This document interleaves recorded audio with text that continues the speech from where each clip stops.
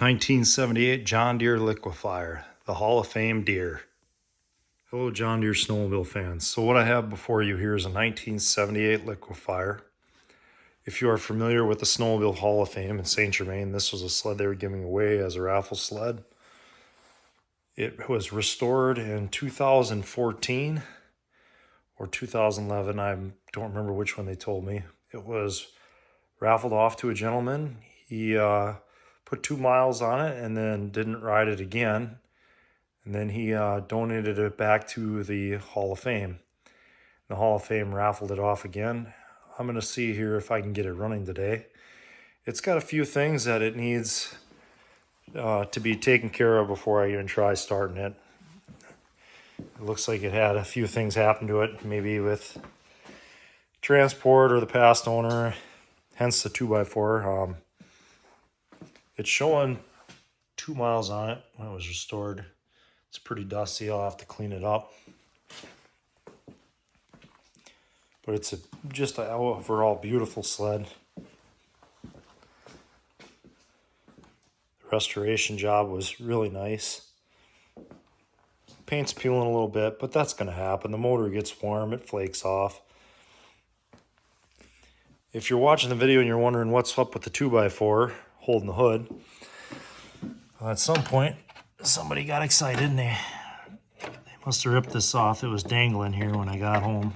I don't want to wreck the hood. The hood is beautiful, so I don't want to put any stress on it. So I just stuck this 2x4 in here to hold it up. So, and then a few things that need to be fixed. I'm not sure what happened here. Plug wires broke clean off.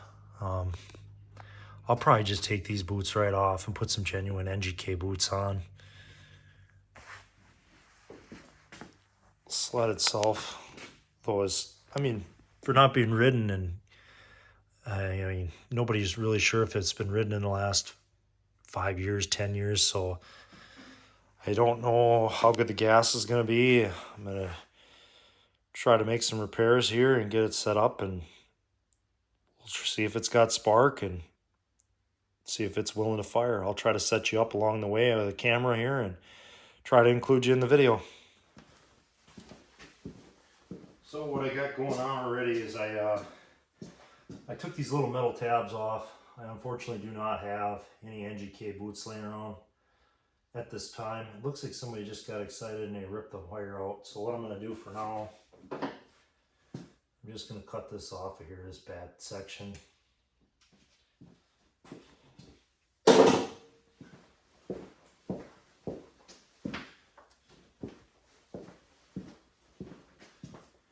Just to see if we got spark or not.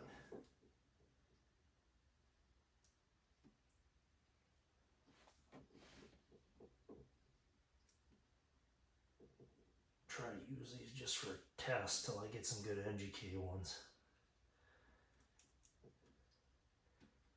It's one of those things, everybody's got their personal preference of what kind of boots they like and which ones work the best for them.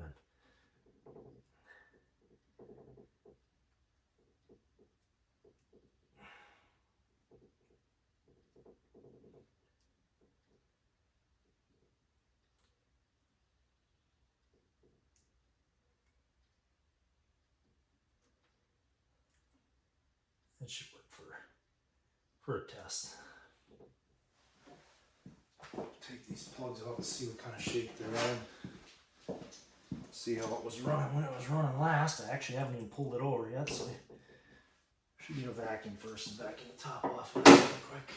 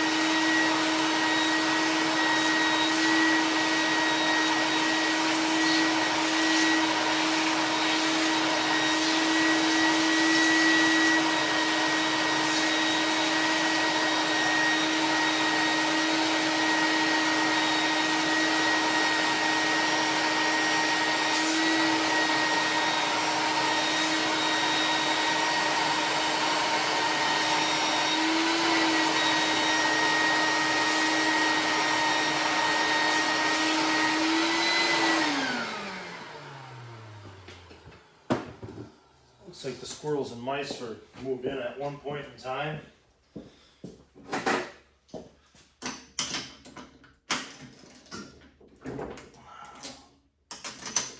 ER9s.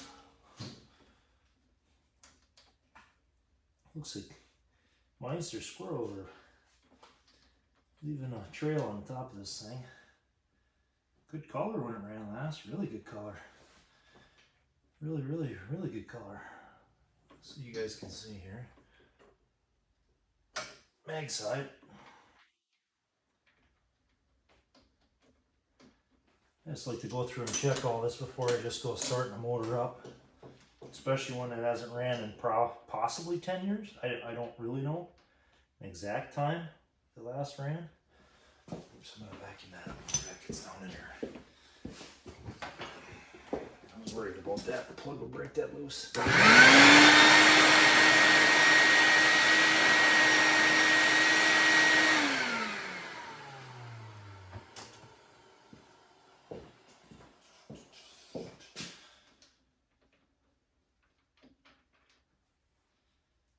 Also good color. PTO side is black, a little rich, but good color. Color I like to see. I'd rather be rich than lean. Let's see here, just.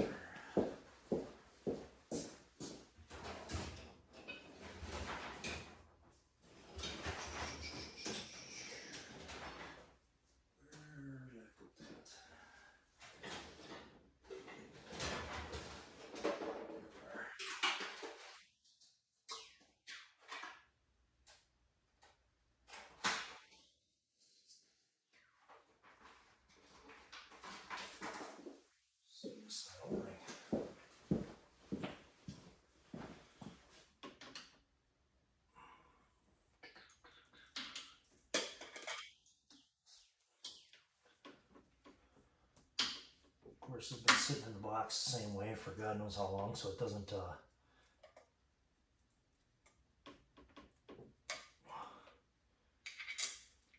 thread in the best.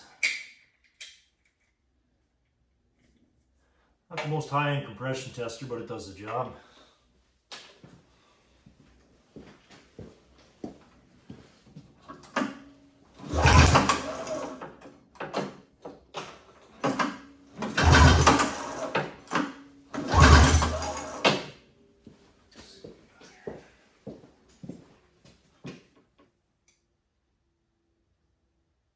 After 3 pulls, we're just under 120, so that's more than plenty.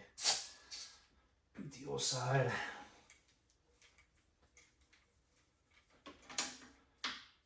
I'm sure I got a little bit of leak because I don't have an O-ring on the bottom of this thing right now, so I'm sure there's a little bit of blow by around the threads of the compression tester, but 120 is obviously more than enough after 3 pulls.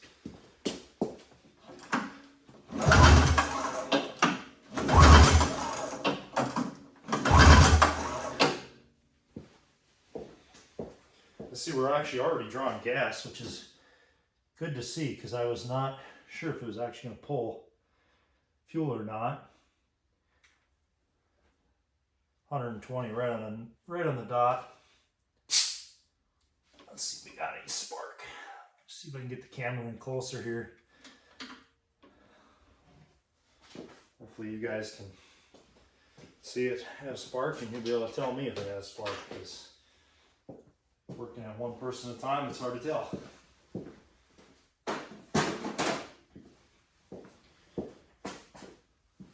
Let's move you guys in a little bit here.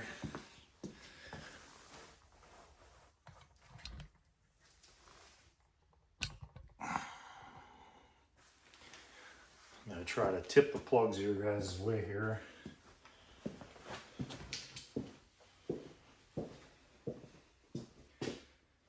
Just something I always like to go through or check just before is like the compression. Because if it's low, then it don't pay. And just because I don't know how long the guy ran it before. Or it says only 2 miles on the gauge, so I assume not long. Let's see here. Hopefully you guys will be able to see that over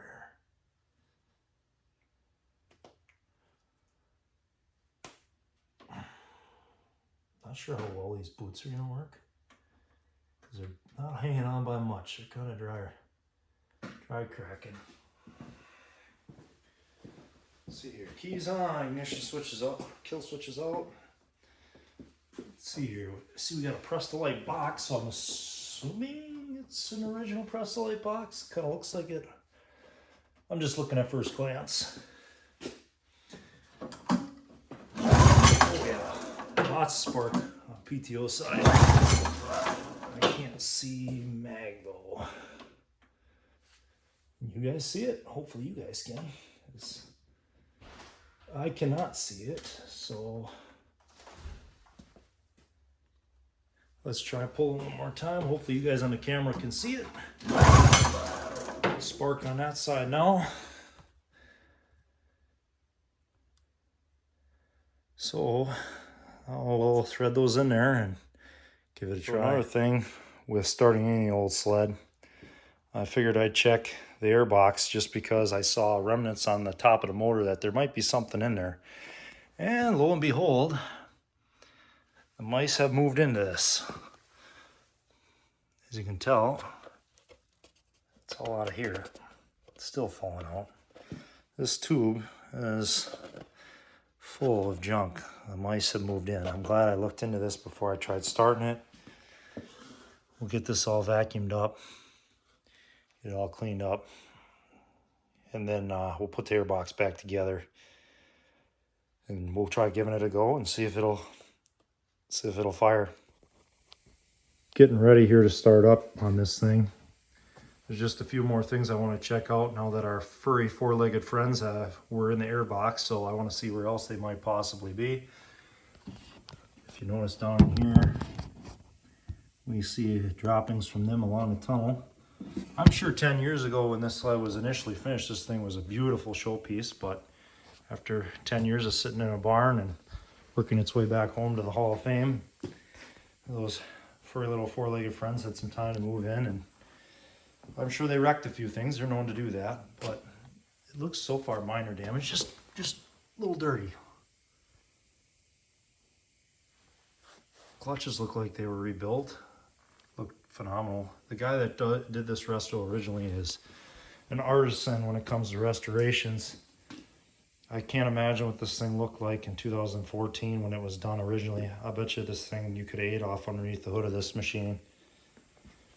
It'll be quite clean when I get to that point. So far, one of our cool treasures we found so far. Not sure what this was from, but I found that down at the bottom. Let me get you set back up on the camera stand and we'll try pulling it here. It'll close the belt guard down and see if we can't get it to fire up.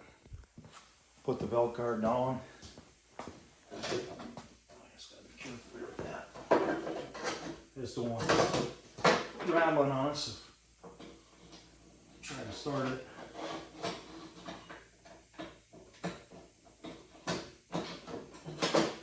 Good pin in there. Keys on. Kill switches on or off, however you want to look at it. You know, with the choke here, hopefully it don't break off on us. We're already drawing fuel. Let's see what happens.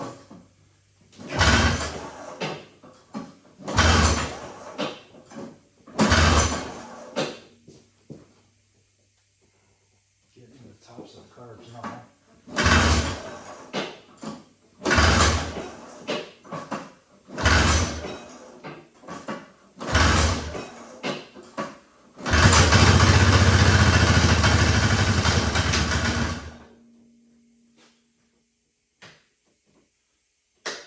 Shut down the choke.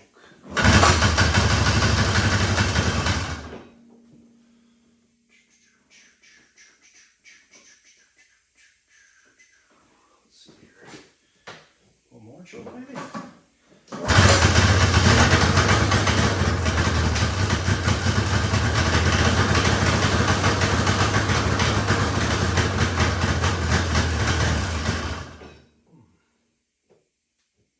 Still not happy.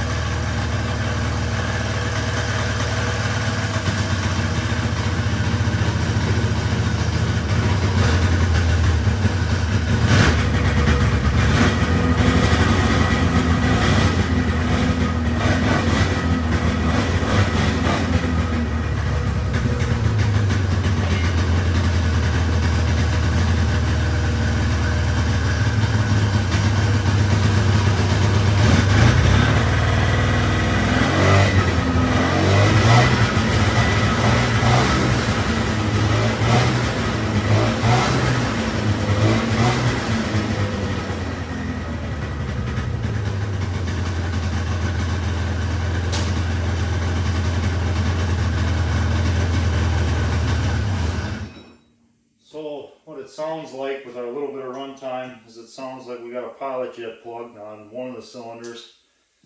I'll have to take the carburetors out and clean the jets out of it. It does seem to run once it gets up into the main. So we're working through the 1978 Liquifire carburetors here, and somebody must have been in here tinkering around at some point, because on the choke fittings where they thread into the carburetors, somebody was after them with a farm pliers. So like a channel locks, they're all marred up. I'm not really sure what was going on there, but I was looking into this correct jetting here for a 78 Liquifire. If you look here, sea level, I'm supposed to have 220 mains on both carburetors. You know, throttle valve, the cutaway should be a 2.0, needle should be a P0, the needle jet should be a 60H44. I'm going to check all this stuff here. The pilots should be 30s. The pilots were 30s. They were just plugged up tight. I'm going to check the air screw 1.5 turns open. Our main jets are off though. So on a Fire series, you would have them off. This is a 220. You can't see because my hand shakes so much. If I can get it to zoom in here on it. Probably can't see it. It does say 220. But this one here, I can't get it to zoom in, but let's see if I can go after it a little bit here. Yeah, it says 210. So I'm not sure why they're set different or what the purpose was for that. Maybe it was running rich on that side. I'm just going to set it back to the factory specs. That's what I have my other 78s at. They seem to run pretty good, other than the one that's got a intermittent stator, but this stator seems like it fires pretty good. So we'll set these back up to the factory size. Got the jet kits out here, and we'll make some quick changes. So what I probably should have showed you guys is when I open these bowls up, these carburetors are full of red varnish, and to show you that I'm not joking here, I'll tip this one up. You'll see it here inside the throat. It's running out of that port there. I've been spraying this Berryman B12 in it. This stuff works really good for getting that varnish off, but the only thing is, don't get in your eyes. Take my word for it.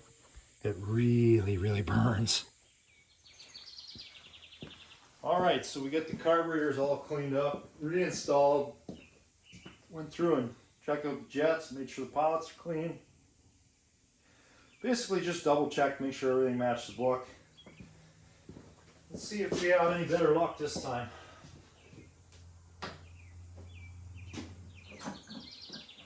Almost forgot. Turn the fuel off.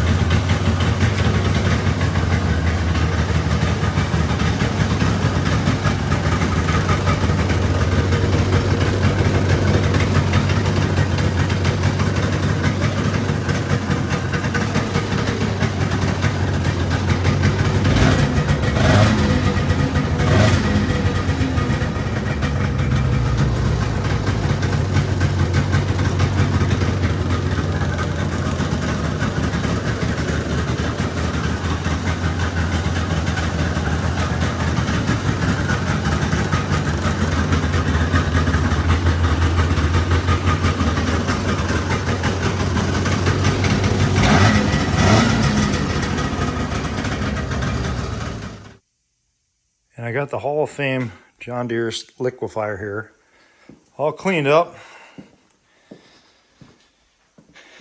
Give you a walk around here. There is a big dinger over here that I'm not sure how that happened. It looks like when it was moved, somebody was a little careless. They got her dinged up in the bumper and they chipped the paint down there. That's all right, I can touch that up. Over here, I noticed they had a light catching the sticker right here. Otherwise, it's pretty shined up. Even got under the hood. Turned out really nice. Just got to get a high beam light for it, or a high-low beam new headlight. Low beam's burnt out of this one. Runs really good now, and productive day. Got the carbs all cleaned up. Got it back up and running. Evicted our four-legged furry little friends. And it's ready for some snow.